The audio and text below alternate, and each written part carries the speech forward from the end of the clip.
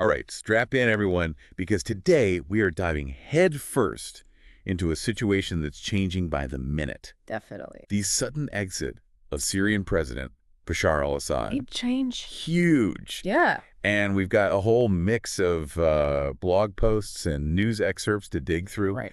all trying to figure out what this power shift means for the Middle East. It's December 8th, 2024, and things are, well, pretty wild right now. Yeah, I mean, this is way bigger than just like a change in leadership. Right. This could reshape the whole region. Totally. Think about it. Assad's been in power for 24 years. I know, a generation. A whole generation's only known him in charge, and now suddenly it's over. Yeah. He's gone to Moscow, seems like it was around December 5th, and all because the rebels are making some serious gains. This repelling the aggression campaign, it's really shaking things up. Yeah, and it seems like, from what I'm reading, it's not just this one campaign, right? Oh, no. Assad's regime has been teetering for a while now. Yeah. And a lot of the sources point to the fact that he was really leaning on, Russia and Iran Yeah. for support, but even those alliances seem to be kind of falling apart. They are. I mean, we've got Russia tied up in Ukraine, Iran dealing with all its own internal issues.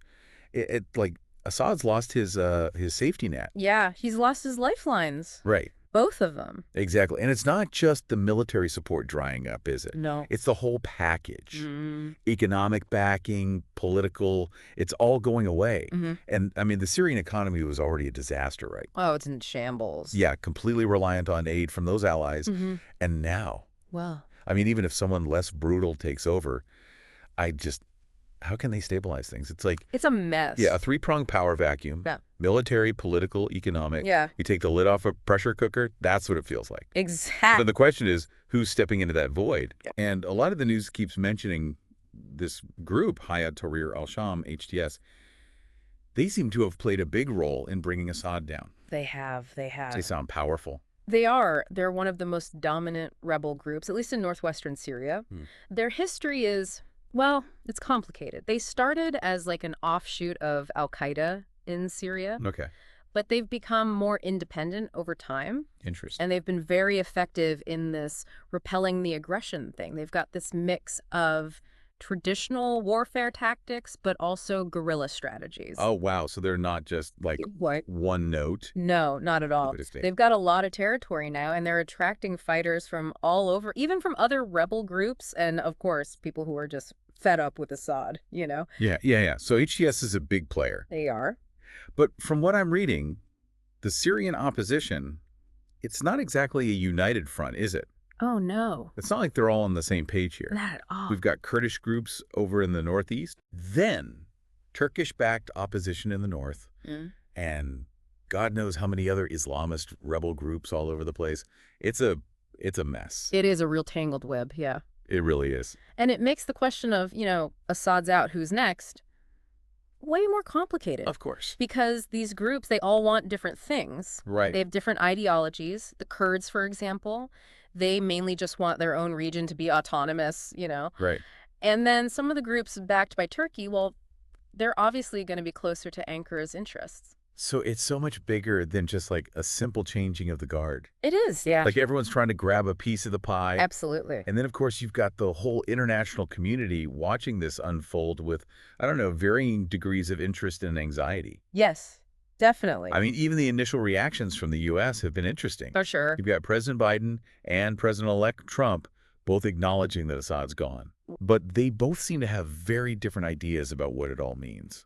They do. Their interpretations are, well, they don't quite line up. Not at all. And then this is interesting. Some people are saying that this whole thing might actually be good for Israel in the long run. Really? Yeah, even though obviously there are some very real immediate security concerns. Right. What do you think about that? Well, it's complicated, right?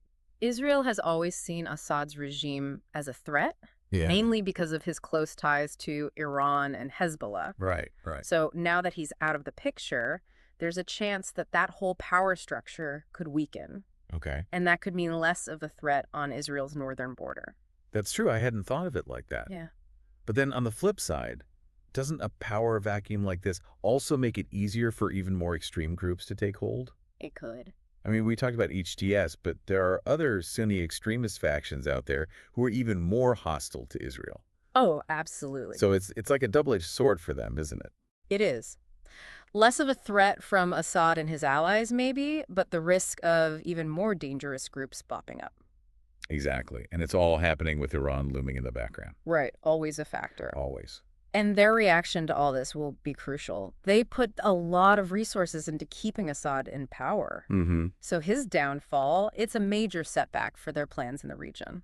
Yeah, so where does that leave us? Wow. Power vacuum on multiple levels, Mm-hmm. a fractured opposition, Israel's on edge, and Iran's probably fuming. Yeah, that sums it up. It just feels like there's so much uncertainty ahead, and things could get even more volatile in Syria. I think that's a very fair assessment. Yeah. Yeah, and it highlights why it's so important to understand the situation, all the little details, the nuances. Right, right. It's a complex web. Okay, so we've laid out the groundwork. Yep. Internal players, external players, anxieties, agendas.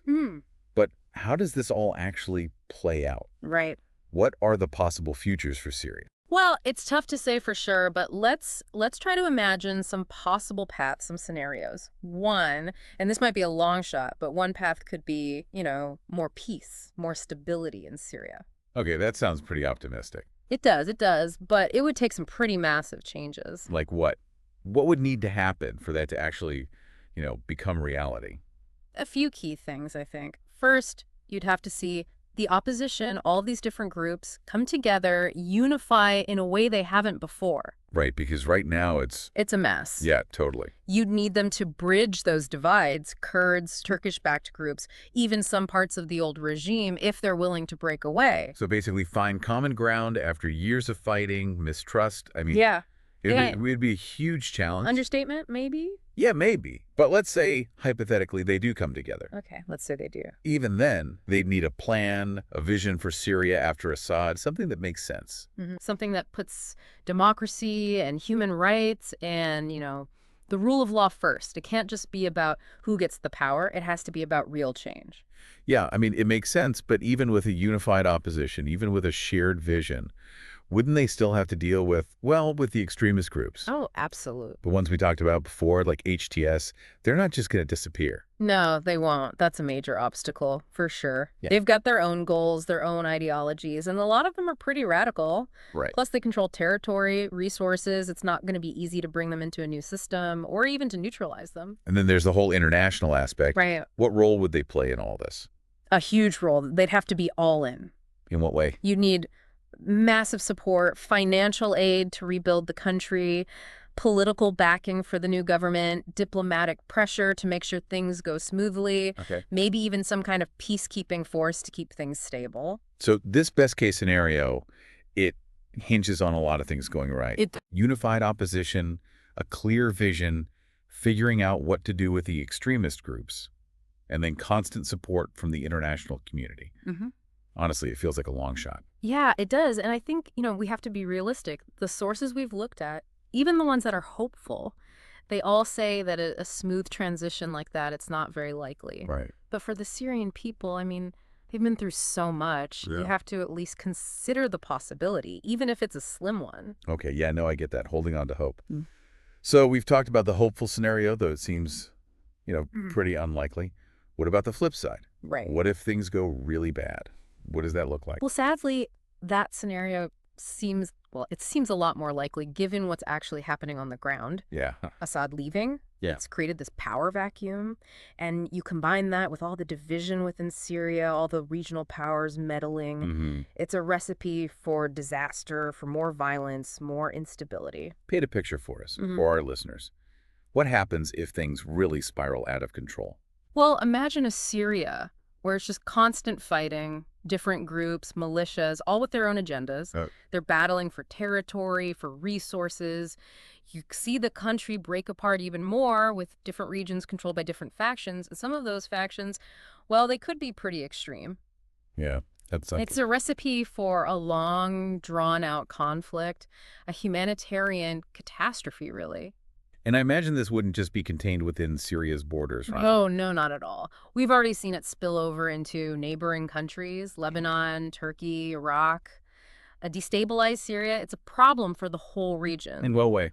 You could see even more refugees fleeing, which Mm. would make an already horrible humanitarian crisis even worse. And it could empower extremist groups, give them the space to operate, to maybe even launch attacks outside of Syria. Right. And then you've got the regional powers, Turkey, Iran, Saudi Arabia. They might get drawn in even more, adding fuel to the fire. So worst case scenario, Syria becomes a failed state, a breeding ground for extremism, and the whole region becomes unstable. That's a pretty bleak picture. It really is. And then the human cost on top of all that. Exactly. It's hard to even comprehend. And even if it doesn't get that bad, even if it's not a complete collapse, there's still a chance of just like constant low-level conflict. Yeah, that's definitely a possibility. Flare-ups, humanitarian crises, It's a very real risk, yeah. So it seems like these two scenarios, the peace and stability versus the descent into chaos, Yeah. they're not necessarily mutually exclusive, are they? It's not just one or the other. You're right. It's probably going to be a mix of both to some extent. It's a very fluid situation, lots of different actors, different factors, all pushing and pulling, Right. trying to predict a clear outcome. It's impossible. Yeah. You could see periods of calm, then sudden explosions of violence, alliances changing, all sorts of unexpected things happening. Given all that, given how complex and uncertain things are, what should we be paying attention to as this story unfolds? What are the signs that things are moving in one direction or another? So we've got these two big, very different scenarios for Syria's future, but like you said, it's probably going to be messier than just, picking one or the other. There's just so many things happening inside Syria and internationally. It's like trying to predict anything feels impossible. Yeah, and that's why instead of, trying to guess what's going to happen, I think it's better to try to understand the forces at work. Okay. The things that could push things in one direction or another. It's more about identifying those key factors. Okay, I like that. So, what are we looking for here? What are those key dynamics, the things that will tell us which way things are going? Well, the first thing, the most important, I think, is what happens within Syria itself. We talked about all these different groups, these factions, all competing for power. Yeah, the Kurds, the Turkish-backed groups, all of them. Right, and how they interact, whether they cooperate, whether they fight each other, whether they form new alliances, that's going to be huge. So signs of unity or fragmentation. Exactly. And are they coming together around a shared vision for Syria's future, or are they just trying to grab power for themselves? And what about the extremist groups? Are they getting stronger? Are they fading away? Or are they somehow finding a way to become part of this system? All good questions, all things to watch closely. And then, of course, you have to look at what's happening outside of Syria. Right, the international community. Yeah, the U.S., Russia, Iran, Turkey, the Gulf states. What they do will have a big impact on events inside Syria. Right. We talked about the risk of things getting even more unstable, the refugee crisis, extremist groups exploiting the chaos. But I'd be curious, what do these countries actually want? What are they trying to achieve in Syria now that Assad is gone? Well, they all have their own interests, their own calculations. For the U.S., it's probably a mix of things, keeping Iran in check, stopping ISIS from coming back, and trying to create some stability, even if it's not a perfect democracy. So it's kind of like damage control. Yeah, exactly. Prevent the worst case scenario, even if Right. their options are limited. And then you've got Russia. Right. They were Assad's biggest backer for years. Exactly. They must have a lot at stake here. They do. They see Syria as a really important piece of their strategy in the Middle East. They've got a naval base there. They've invested a lot in Assad. They don't want to lose their influence. So what are they going to do? Try to put a pro-Russian leader in charge? Or will they take a step back and just focus on protecting what they already have? Hard to say for sure, but I think they'll try to stay in the game, make sure things don't go against their interests. Maybe they'll back a certain faction. Maybe they'll use diplomacy, maybe even their military to stop anyone else from getting too aggressive. Okay. And what about Iran? They were also very involved in Syria, supporting Assad, using it as a way to influence Lebanon and other places. How are they going to react now? Well, losing Assad, it's a big loss for them. Yeah. A key ally gone, less power in the region. But I don't think they'll just give up. They'll look for ways to keep their influence, maybe support militias inside Syria, maybe try to make new deals with other players. So we're talking about Russia, Iran, the U.S., all trying to position themselves, all trying to get the upper hand. Exactly. A real geopolitical chess match with high stakes. And we can't forget the other countries in the region, Turkey, Saudi Arabia. Yeah. They'll be trying to take advantage of the situation too. Oh, absolutely. They all have their own agendas. Right. So it's this multi-layered power struggle. Yeah. Inside and outside forces all pulling in different directions. It's hard to wrap your head around it all. But with all this focus on geopolitics, on all these power plays, Yeah. I think it's important to remember the human cost of all of this. Absolutely. Millions of Syrians have been displaced. Their lives have been upended by years of war. And even though Assad is gone, the humanitarian crisis is still there. Yeah, it's not going away anytime soon. Yeah. So while the world is watching this political drama, this military maneuvering, there's another story happening at the same time. Right. The story of everyday Syrians trying to survive, trying to rebuild their lives, trying to find some hope amidst all the chaos. And it's a story that deserves our attention, even if it's not always in the headlines. Yeah, definitely. So to wrap up, it's clear that we're just at the beginning of this whole saga. Yeah, it's early days. There are so many factors at play: power struggles, regional rivalries, global powers, the resilience of the Syrian people, and it's impossible to say for sure what will happen next. It is, but that's also what makes it so interesting. Right. It's history in the making, a moment that could change the Middle East forever. And that's what we try to do with these deep dives, right? Yeah. It's not about finding all the answers. It's about acknowledging the complexity, the uncertainty, and asking the important questions. Absolutely. So, as we leave our listeners to think about all of this, I think the biggest takeaway is keep paying attention, keep learning, keep asking those tough questions. The future of Syria, maybe even the whole region, is all hanging in the balance.